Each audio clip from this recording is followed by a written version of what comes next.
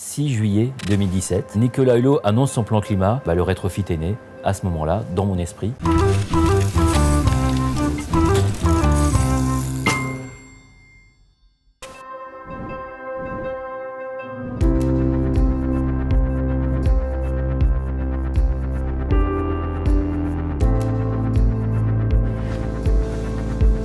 Le rétrofit électrique, c'est le fait de prendre une voiture thermique, essence ou diesel, d'extraire le moteur et de mettre à la place un moteur électrique.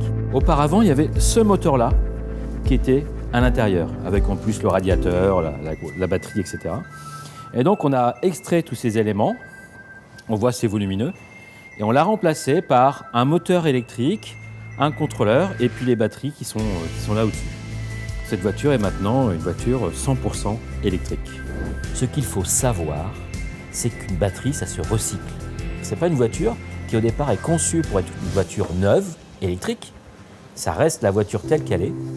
Et on va lui mettre des courbes d'accélération similaires à la version thermique. Benjamin, tu peux venir pour qu'on démonte la batterie, s'il te plaît ?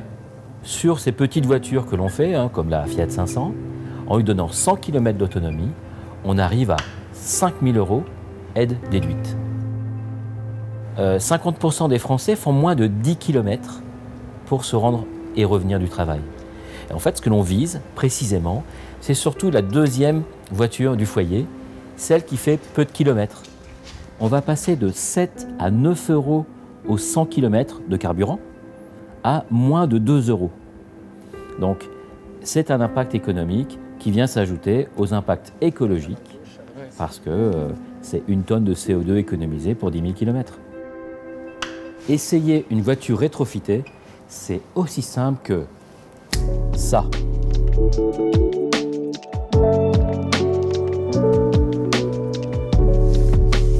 Produire une voiture rétrofitée, en fait, c'est cool parce que c'est la même voiture qu'avant. On a juste changé le moteur et elle ne pollue plus quand elle se déplace.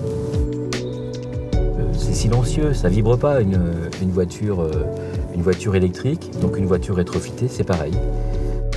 On est sur des accélérations similaires. Là, si je me mets à accélérer, on sent bien que je suis pas un escargot, que ça avance. Bon, on va dire que quand on tombe en panne, on est certainement plus proche d'une prise de courant que d'une station essence, parce qu'il y a plus de prises de courant autour de nous là que de stations essence.